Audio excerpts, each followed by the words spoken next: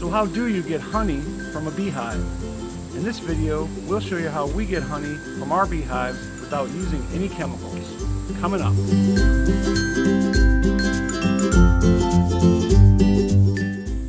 Hey YouTube, it's Doug the Bee Guy. Welcome to the channel, where we do tips, tutorials, and equipment reviews so that you can have an extraordinary journey in beekeeping. Let's get started.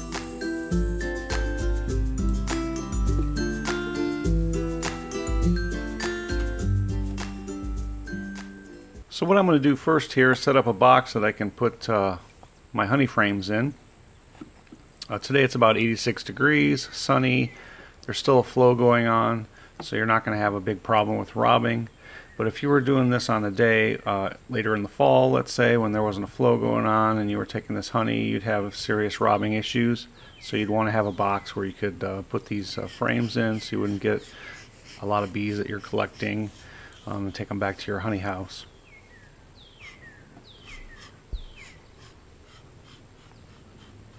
I'm going to give it a little bit of smoke here, just to prevent it from getting excited. Like I said, today's a beautiful day. They don't really care that I'm there because it's there's a flow going on, and so you don't really need much smoke.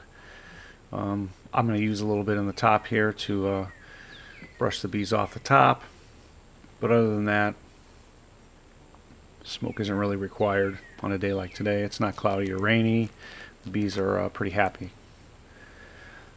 Here I'm going to look inside just to see if there's bees there, what the shape of the honey is, make sure that the frames are full before I even take any out.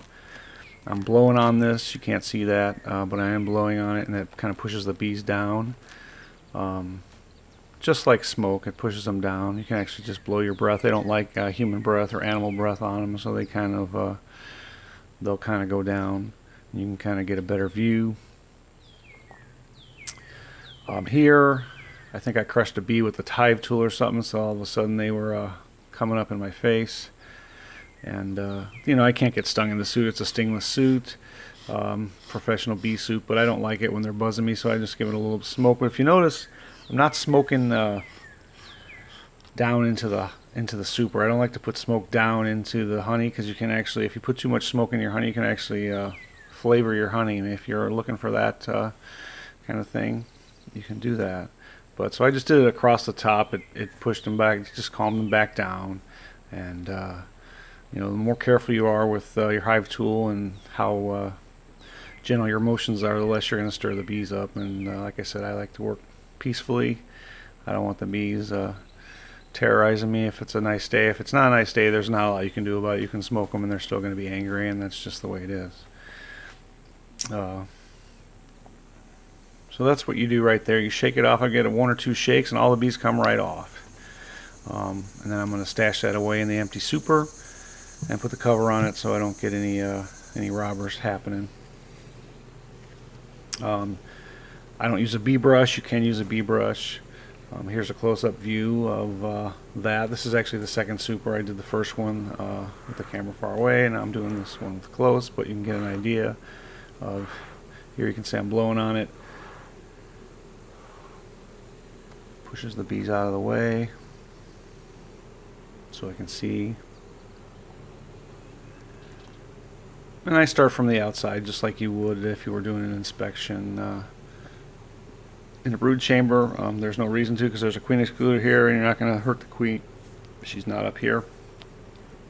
But I tend to work from the side to the middle because of the training that I've had. So, you know, you train yourself to do that. That's what you do. So here I pull the first frame out. You can see there's a ton of bees in here because, you know, I pushed the ones from the top down to this one now. And there's a good shot of how capped this honey is. It's like 99% capped. And so just give it one or two really good shakes, and all the bees will come right off. And you can stash it away into the super. And the other way to do it is to actually shake the bees into the front of the hive, and I'll have a shot of that here in a second. Here I'm just tapping it. Every once in a while you can tap it if there's a couple of bees on there that you don't want. You don't have to shake them all off. I get a little ridiculous and try to get them all off, and so sometimes I tap it on the side. to get them off.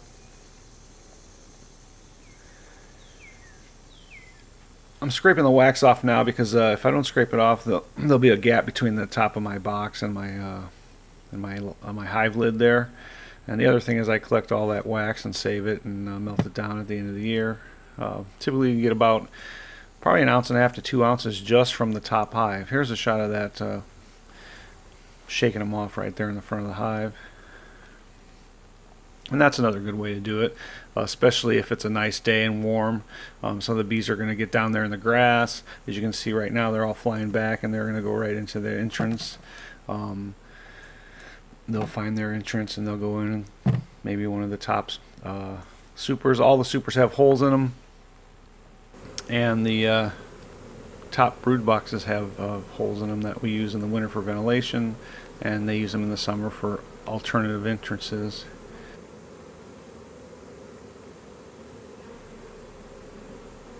There's another good frame. A couple shakes. You're free of bees. You can see it doesn't really bother them. On a day like this, they go right back to doing what they were doing before you were even there. Here's the finished product from that harvest. We ended up getting 18 frames of honey that were about 100% capped. So now that we've finished harvesting the honey from the hive, it's time to do what's called uncapping. And we have 3 common tools here for that process. The first one on the left is called an Uncapping Comb or capping scratcher, and I'll demonstrate how to use that.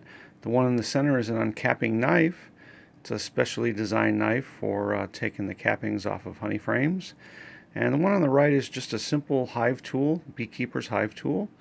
And I'll show you a simple way to just scrape your frames with a hive tool if you don't have any of the other more sophisticated equipment. So what I have for my honey uncapping setup here is a piece of brown paper that you get in a roll. You can get that from any big box store. It's for putting down on your floor to keep your floors clean when you're doing construction. I like to do that so that it keeps the honey from getting all over the place. The other thing is a food grade bucket, which already has some honey in it from an earlier extraction. And then I have a screen, which I purchased from the paint store.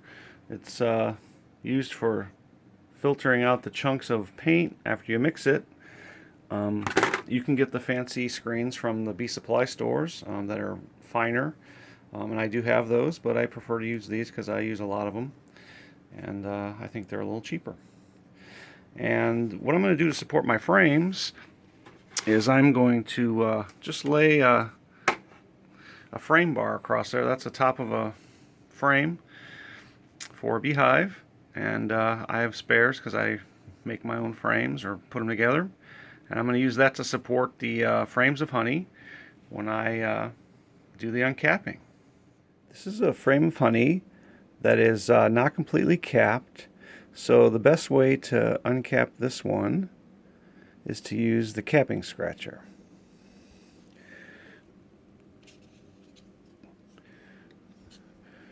This tool is the capping scratcher. Even though it's called a scratcher, you don't really scratch the cappings. You use the tool to kind of lift them off. When I first started, I was scratching them like that and tearing everything up because that's what I thought you did. But then I found out that you just stick it underneath the comb and kind of lift.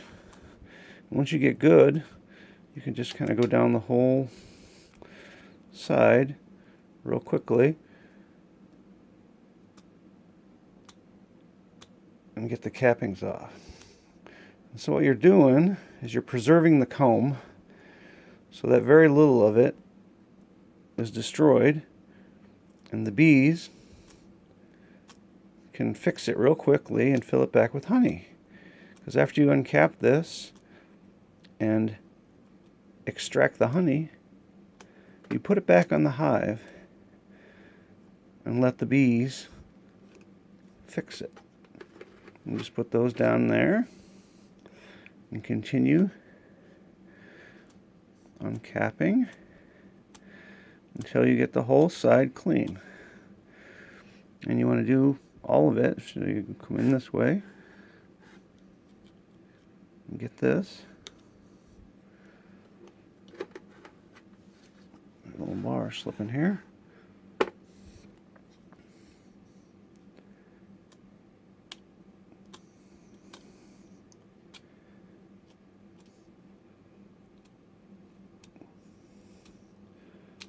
So this is a good method for getting frames that aren't totally uncapped.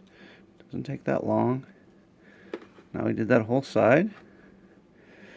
We're going to flip it over, see what the other side is. I always turn it this way so that I start from the top edge of the frame here and work this way.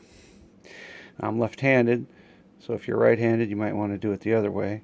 But usually this part is a little bit thicker at the top here where the cappings are, so you can get your comb under it. And on this frame you can see it's thick down here, but sometimes it starts thick and then it goes thinner as you get down to the bottom. So now we have the other side of this frame. Stick it under there and just kind of work your way all the way to the other side.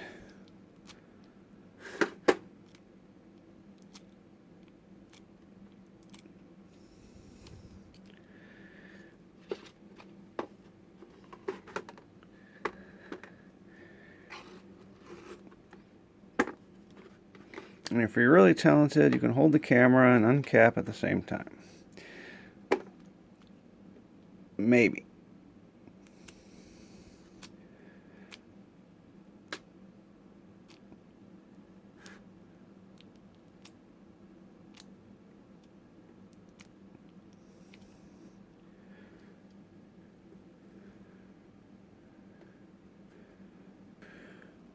So if you have a frame of honey that has been capped more thoroughly, like this one is 100% capped, sometimes it's easier to use the uncapping knife because that is a little bit faster and it'll take that capping wax off in one fell cut.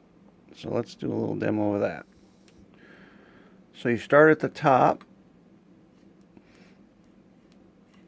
and you kind of angle your knife. If you notice, this knife has a little bit of a bevel on it. I don't know what the degrees are, 30 degrees, 25 degrees, but it's a little bit of a bevel, and if you rest that bevel right on the wood, you can literally just go back and forth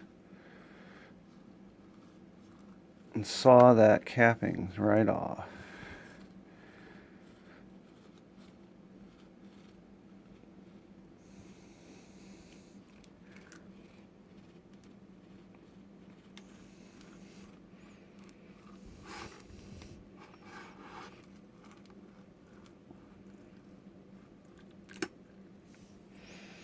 And there you go.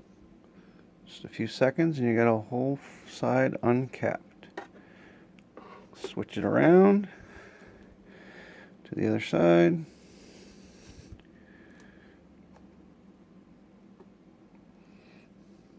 So now you can see why I have the screen here.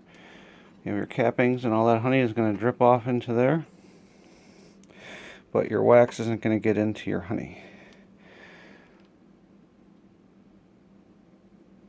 Again, we start at the top. Even though that's not capped, you can still saw through that pretty easily.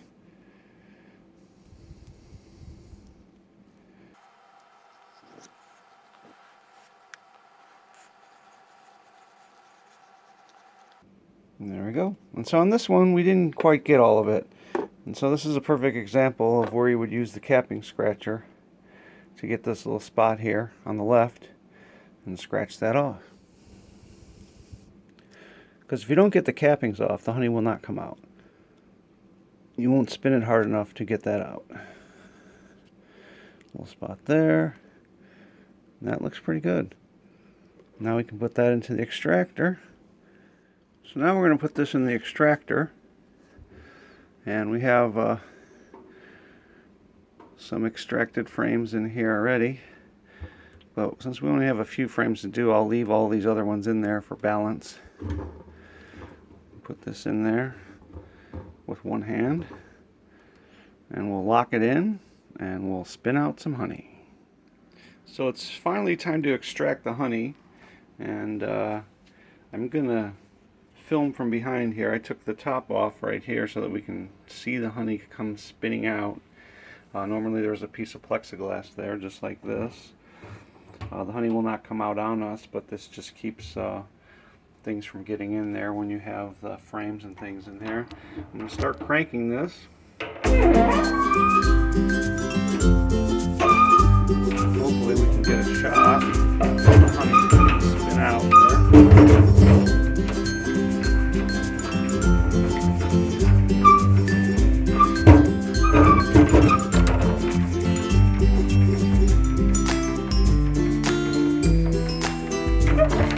Smell is amazing. It smells like apples. This particular honey, it wasn't on an apple orchard, but it does smell like apples for some reason.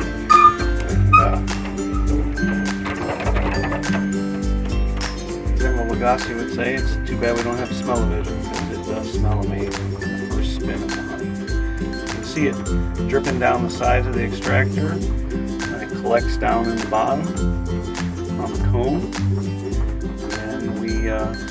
Open the gate and let it flow into a bucket. So there's a shot of the honey that collected. Those were 4 frames that we extracted down in the bottom there, and now we're going to open the gate and let it flow out. Okay, it's time for the moment of truth. It's time to open the honey gate and let the honey flow.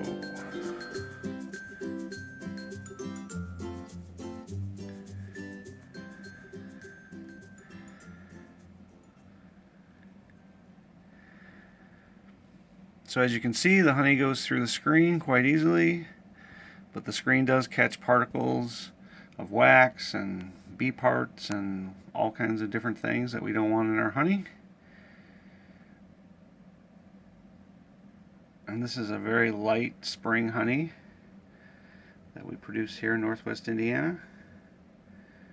And I hope you enjoyed watching how honey is harvested. Well, that's it for this video. Don't forget to like and subscribe. Also, check out the show notes below for any tips and equipment reviews that'll help you have a better experience in beekeeping. And until next time, be extraordinary.